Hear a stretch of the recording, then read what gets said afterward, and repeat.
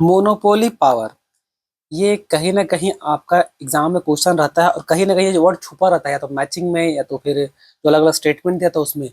तो monopoly power पहले समझिए होता क्या है, उसके बाद देखेंगे कि भाई लर्नर इंडेक्स और जेएस बेन करके जो है उन दोनों क्या बोले हैं मोनोपोली पावर को लेकर के। ठीक है, तो सबसे पहले हम लोग जान लेंगे भाई कि मोनोपोली पावर होता क्या है। मोनोपोली पावर बोलने का मतलब होता है बच्चों कि प्राइस में आप कंट्रोल कर रहे हैं अपना सप्लाई से छेड़छाड़ करके। तो मैं आप monopoly means what, single seller. Monopoly बोलने का मतलब क्या है, सिंगल सेलर। तो आप सप्लाई में कुछ इस प्रकार से छेड़छाड़ कर रहे हैं जिससे कारण आपका प्राइस या तो ऊपर या तो प्राइस आपका नीचे जा रहा है। तो मैं और ऐसा आप करने में सक्षम क्यों है कि भाई कोई भी close substitute available, close substitute available नहीं है। जैसे आप पढ़े होंगे कि मोनोपोली में क्लोज सब्स्टिट्यूट अवेलेबल नहीं होता है। अब क्योंकि क्लोज सब्स्टिट्यूट अवेलेबल नहीं है तो आप सप्लाई को ज्यादा ज्यादा या कम कर रहे हैं जिसके कारण आप प्राइस में छेड़छाड़ कर पा रहे हैं।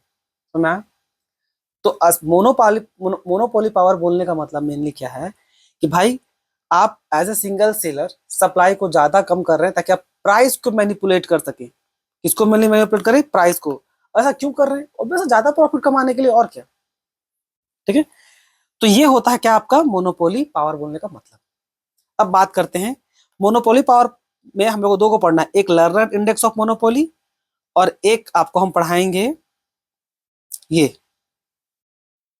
जेस बेंस का। ये लोग दोनों मोनोपोली पावर को कैसे निकालते हैं सो बताने का काम किया है। तो चलिए सबसे पहले हम लोग देखेंगे, मतलब समझ में आ गया आपको मोनोपोली पावर क्या होता है। तो चलिए सबसे पहले देखते हैं ये लर्नर इंडेक्स ऑफ मोनोपोली। ये बोलता है भाई मोनोपोली कैसे पावर कैसे निकालेंगे, तो इसके लिए वो फॉर्मूला लिख के दिए थे क्या, ये L is equal to monopoly power. और जहां पर वो क्या निकाल फॉर्मूला दिया, P minus M C divide by P. और पी यहाँ पर क्या रिप्रेजेंट करता है, प्राइस को। एम सी रिप्रेजेंट करता है मार्जिनल कॉस्ट को। अब बोल रहे हैं वो इंटरप्रिटेशन के तौर पे, यहाँ देखिए सिंपल भाषा में इंटरप्रिटेशन कहाँ गया, ये देखिए अगर एल का वैल्यू ज्यादा है it means higher the value of L greater the monopoly power. अगर एल का वैल्यू अगर ज्यादा आता है तो ज्यादा मोनोपोली पावर, एल का वैल्यू कम आता है, एल का वैल्यू कम आएगा तो आपका कम मोनोपोली पावर। ये फॉर्मूला में तो लिखा हुआ है ना, ये देखिए एल अगर इसका वैल्यू जितना ज्यादा आएगा उतना ज्यादा मोनोपोली पावर, एल का वैल्यू जितना कम आएगा उतना कम मोनोपोली पावर। तो यहाँ पर अब हम लोग क्या देखते हैं थोड़ा मोड़ा इंटरप्रिटेशन टाइप से कि भाई अगर पी एम सी के बराबर हो तो ऑब्वियस एल का वैल्यू जीरो आएगा, क्योंकि फॉर्मूला क्या है, L is equal to P minus M C divide by P. अब इस पे ये दोनों बराबर हो जाए तो माने कि पी भी 5 है, एम सी भी 5 है और नीचे भी 5 है, तो क्या होगा, जीरो आएगा। ठीक है, बस यही वो बोल रहा है और कुछ नहीं। अब यहाँ पर ये लिख रहा है P is greater than M C, तब क्या होगा, अगर पी आपका ज्यादा है एम सी से, तो देखिए यहाँ पर जो एल का वैल्यू है ना हमेशा बिटवीन 0 और 1 के बीच में आएगा, उससे ज्यादा कभी क्रॉस नहीं कर सकता।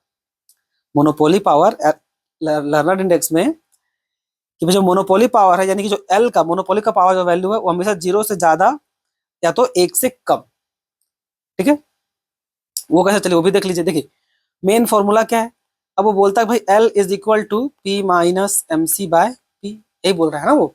अब देखिए ना पी का वैल्यू आप एम से ज्यादा बढ़ा करके देखिए, तो पी का वैल्यू मान लीजिए हम लोग लगती है 10, एम सी का वैल्यू रख दिए 5। अब इसको डिवाइड करें किससे, 10 से, क्योंकि भाई यहाँ पर भी सेम है तो 10 और 10 सेम, तो घटे कितना आ गया 5/10, अल्टीमेटली 0.5, है कि नहीं। तो देखिए ये आपका 0 से ज्यादा है मोनोपोली पावर एल का वैल्यू, लेकिन कम है आपका 1 से, है कि नहीं। अगर आप इसको बढ़ाइएगा भी तब भी सेम चीज पड़ेगा, कोई फर्क नहीं पड़ेगा। मान लीजिए अब इसको कर दिए 100, ठीक है, प्राइस कर दिए 100 और मार्जिनल कॉस्ट रखे मात्र 2 रुपए ही रख लीजिए, मान लीजिए कितना आ जाएगा यहाँ 100, तो कितना आएगा 98 डिवाइडेड बाय 100, तो क्या आएगा 0.98। देखिए अभी भी ये 1 को क्रॉस नहीं कर रहा, क्योंकि भाई यहाँ जितना आएगा उससे तो डिवाइड भी तो करना पड़ेगा ना। इसलिए हमेशा हमेशा जो मोनोपोली का पावर का वैल्यू आएगा वो कितना आएगा, ये आएगा भाई मोनोपोली पावर का वैल्यू ज्यादा 0 से ज्यादा पर 1 से कम। ये जो लिखने का स्टाइल है देखिए एल एल रिप्रेजेंट कर रहा क्या, इधर इधर इधर मुड़ा हुआ था भी शॉर्ट कि 0 से ज्यादा, और इधर ऐसे लिखा हुआ है मीन्स 1 से कम। ठीक है, ये इंटरप्रिटेशन का तरीका होता है।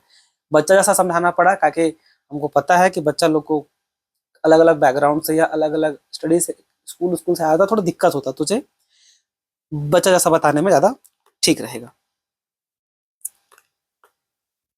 अब की पॉइंट्स देखिए कुछ खास खास। अब जो इनका जो था ना, लर्नर इंडेक्स का जो मोनोपोली पावर था, ये लर्नर इंडेक्स का जो मोनोपोली पावर है ना, याद रखिएगा, ये मेनली फोकस करते हैं क्या, प्राइस कॉस्ट मार्जिन पे। जैसे हम यहाँ पर देखें आप, एक था प्राइस और दूसरा क्या था, मार्जिनल कॉस्ट, है ना। प्राइस और कॉस्ट मार्जिन पे फोकस करते थे मोनोपोली पावर को निकालने के लिए।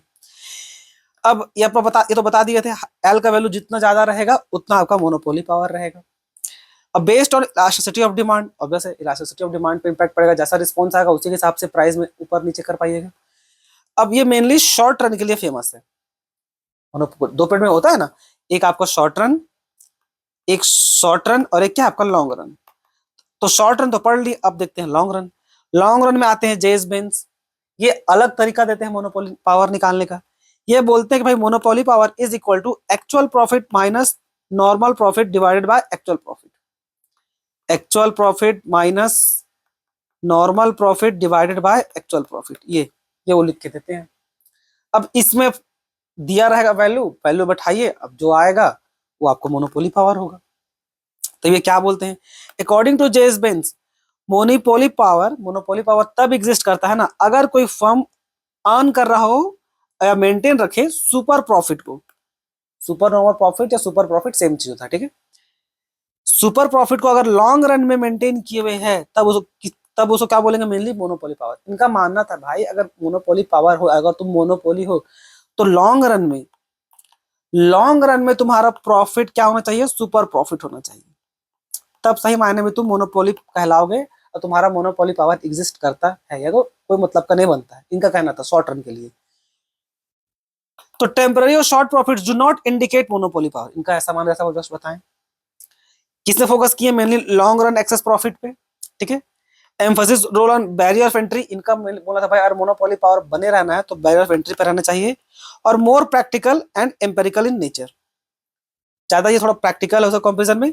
तो वही कुछ डिफरेंस था, तो ऊपर तो बता ही दिए, तो लंबा हो जाएगा, तो इतना काफी है। तो आई होप आप सीख गए होंगे क्या होता है मोनोपोली पावर।